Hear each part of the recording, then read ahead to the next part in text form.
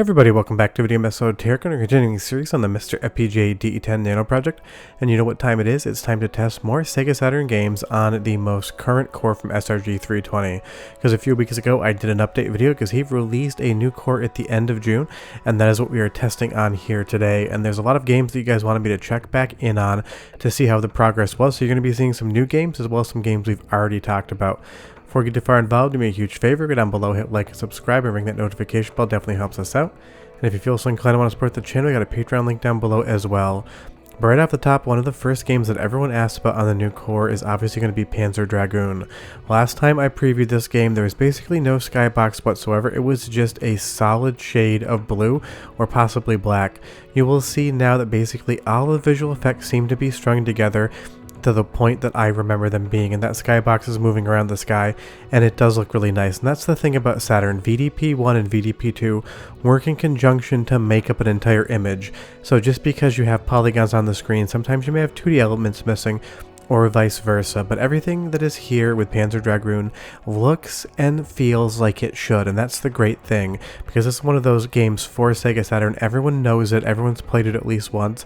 It is one of the most popular games on the system, and to see it running on the current core, it just looks really good. And you'll see here in transitions as well. Last time I did talk about this game, there could be some freezing problems between going outside to inside in this tunnel area, and now that doesn't seem to happen whatsoever. You will still get freezes on pretty much every game here and there. It's not to the point yet where you'd want to try to play a game from start to finish and not expect to have some issues. Maybe you'd get lucky and see the credits, but this is still a work in progress, and it's not a situation where you're going to be able to see the end of every game that just works. But Panzer Dragoon is 100% improved from the last time we took a look at it, and it is all down to the visuals. Last time we played it, all the controls were good, everything felt like Panzer Dragoon. It just didn't look exactly like it should. Now, there might still be a little bit of a graphical glitch here and there. If you see anything, leave me a comment down below and tell me if you played Panzer Dragoon back in the day. I'd be curious who had this on Saturn and who came to it later in life, because I bought this game when it came out new at KB Toys, and I wish I kept that copy because they are not cheap as North American copies anymore. And that's one of the great things about MiSter, is it's going to reintroduce people to games they've never played before, or maybe you haven't played Panzer Dragoon since the Saturn came out, and you can get reacquainted with it here.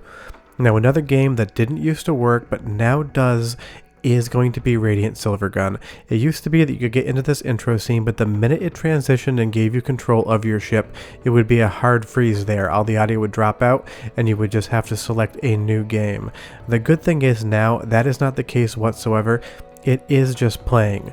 Now, on the audio front, you get a couple voice clips here and there, but there's absolutely no music whatsoever and barely any sound effects. So this game is still playing mute for the most part, but it is playing, and obviously this is one of the best shmups on Saturn of all time, so it is great to have something like this working. But that's the thing, even with the current core, some games are just not going to have audio, some games are going to have graphical glitches, some games are going to work perfectly, and some games are going to work not at all. But this is definitely an improvement from previous cores, because it used to be that pretty much everyone had that hard freeze once you gain control of your ship. Now all the screen transitions things are working perfectly fine. That warning did seem to be a little bit glitchy there, but I would say this is like 8 out of 10 on the visual front, about 1 out of 10 on the audio front. But as far as the controls and the gameplay are concerned, it just seems to be exactly the Radiant Silvergun experience you know, you love, and you've been asking for a retest. And pretty much every time I ask people what games they want to see, Radiant Silvergun is always on that list. But do leave me a comment down below and tell me what the next game you want to see tested is, because I do try to make sure that all of those requests do get hit in the videos. And my accomplice Andy D, who helps me with some of the captures for these videos, actually goes through and reads the comments before I even know it, and sometimes sends me captures of things you ask about. So definitely leave that comment down below and tell me what games you want to see next, because we'll pretty much hit them if we have the ability to, and they do work. But again, Radiant Silvergun is one of the best shmups on the Sega Saturn, and you can 100% play it today. Just don't expect any music, you're going to have to hum to yourself. Now, another one everyone keeps asking for a retest for is going to be Dark Savior, because last time we looked at this game, there were a lot of graphical glitches, but it did work, and this is a really good example of polygons and sprites together in one game. But I will say it's also a great example of perfect audio. Go ahead and listen, and I'll be right back.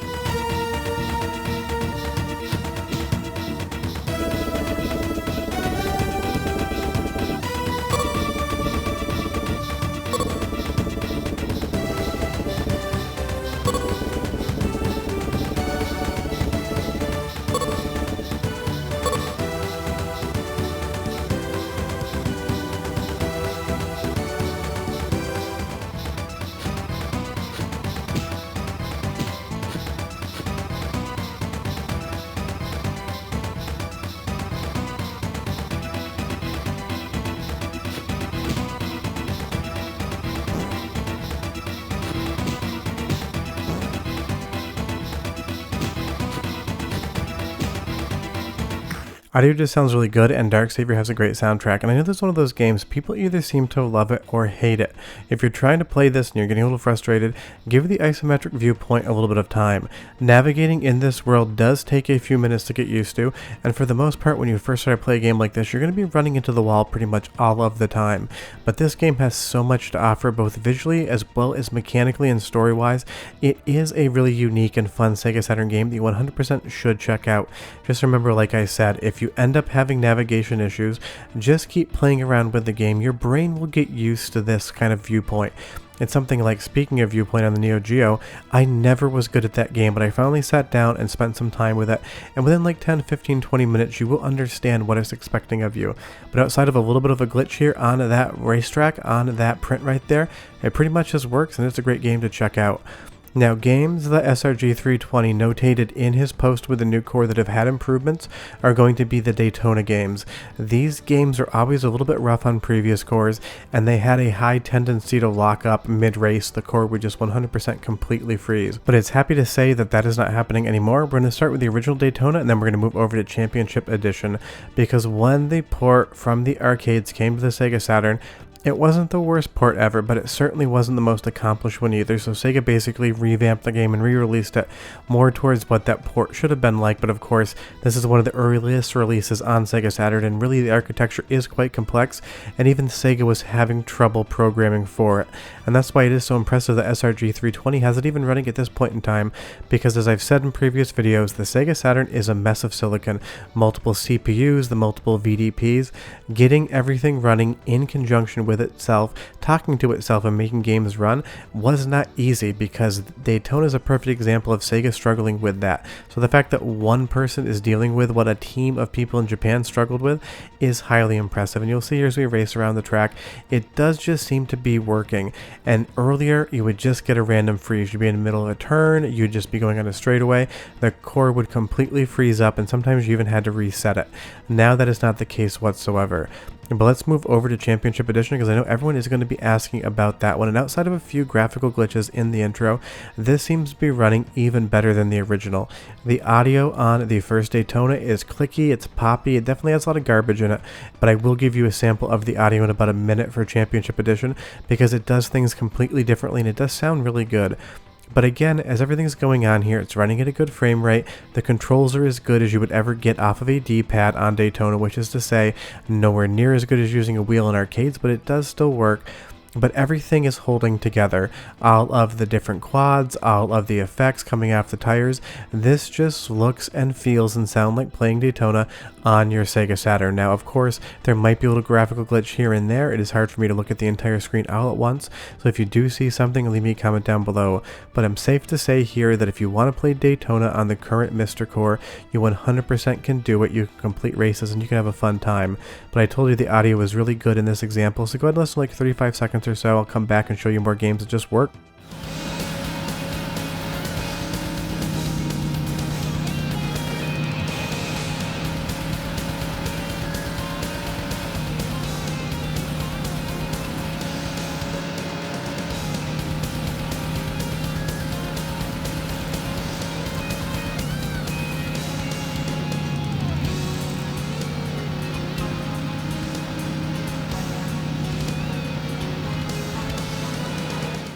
I mean, that just sounds what Daytona should sound like, and that is a lot of what is improved in these cores. Sure, we're getting a little bit more shading in certain games, in some games that are working that never used to before, but last time I tried to play Daytona Championship Edition, the sound would basically just make your ears quote-unquote bleed. It was very high-pitched, like almost squeaking and whistling, and now we have full audio, and that's just because more coding has gone into the sound hardware on the Saturn. I'm always talking about the CPUs in VDP1 and VDP2 because that's what you can see on screen. But there is a lot of sound hardware on Saturn as well, and there's definitely been some improvements to that. But you can 100% pick up and play Championship Edition today, or the original Daytona, and you're going to have a good time unless you run out of time here and you see we got 15th place. But load them up, give them a go, they're absolutely iconic Sega Saturn games, and they do just work. Now, another game that people have been asking for retests on and has vastly improved from the last time is going to be the original Resident Evil. And I do think that the Saturn version is better than the PlayStation version just because it has a couple more features if we're talking about original releases. And it does have a slightly different look because the character models have been changed around to work on Saturn. Last time we showed this game, it would run, it would sometimes freeze, but the audio was very scratchy, and when you went through any door transition, it was just rainbow vomit of graphics coming out. All of these door transitions now just work exactly as you remember them, and these transitions are very iconic in the game. Of course, I'm skipping around, that's not where this door leads to. But this game feels vastly improved. If there's any issue with it whatsoever, I have not been able to tell watching these captures and editing this video. I don't see any graphical glitches, there's no issues in the polygons, the audio is just working, the controls work as well as they ever have, which is to say if you haven't played a tank control game recently, enjoy trying to figure that out. It does take a minute to bend your mind to that. But this is one of those games that barely felt like it was running previously, and now it feels like if you could just sit down and play it, you might be able to complete it. Now that's not to say that an hour or two in, you might walk through a door and it might freeze completely, and of course saving is not in the core yet, so even if we pick up ink ribbons and save our game within the core, that is not going to persist because there is no real storage as far as the core is concerned. And I do get a lot of people asking me if you can finish games. Well, if you want to sit down and put the time in, you 100% can if you don't see a freeze. Something like Saturn Bomberman or a shmup that is just running, something like a Proteus, you can see the ending of them. I have done it. It's very possible that you could play Resident Evil here from start to finish. I just don't know because I'm not going to put the time in to find out. Don't pick up a long game without the saving unless you have nothing else to do for that day. And I do get a lot of people saying they lost their save progress in comments. That's because it has not yet been added in. But this game just fundamentally works so much better than the last time we saw it. All of the polygons look great, all of the door transitions look great, everything that is supposed to be here is working, including all the ridiculous puzzles that we dealt with back in the day. But the other thing is, last time I showed you this game, there's absolutely no audio whatsoever. Now the audio is near to perfect. Go ahead and listen for like 35 seconds and I will be right back.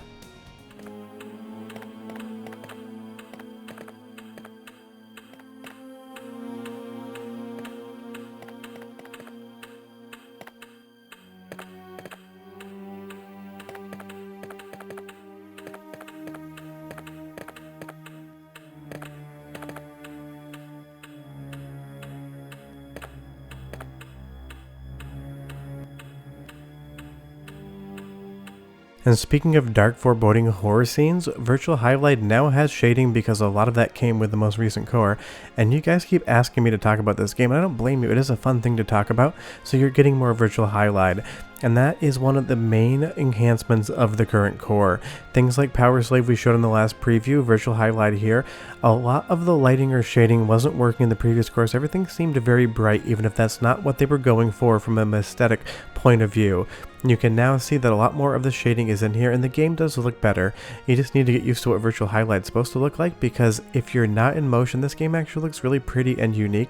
When you're moving around there, you kind of see that some of it does break down.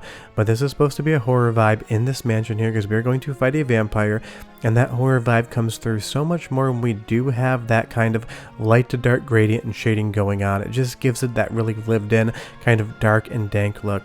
And as we go through the door here, sometimes in previous cores it would freeze here, and I was playing around with it, my game just stopped because it is loading. Here it does seem to be working much better. I'm not sure on original hardware if it takes that long to load. I feel like it was slightly faster. If you have any idea, leave me a comment down below. But you will see here as we fight the vampire, this game is just hilarious, and I love the vampire's face as you hit him with the sword. It is very easy of a boss fight. You can basically just almost get it into a stun lock animation if you're doing the right thing. But you guys keep asking me for more Virtual Highlight, and I don't want to be the person that disappoints you. So if you did ask to see more of this game, here it is.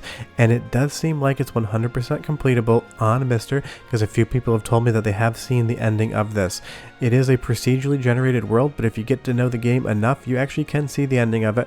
So if you were curious, one of the games that you can beat in one sitting without any freezing on the current Sega Saturn core, Virtual Highlight is 100% the game for you. But that is the current testing slate that we have this week. Leave a comment down below and tell me what you want me to see played next. But I will say this new core is really feeling like this project might be getting closer to completion. And the games that were running with issues earlier now just seem to be running with a lot of those issues fixed. Some games that never used to work are currently working, and other games still have some issues. But I would say 7 out of 10, 8 out of 10 games you try to load up, you're going to be able to play them and enjoy them. Short of that, we're done with the Saturn this week, and I'll see you guys next time. Bye-bye.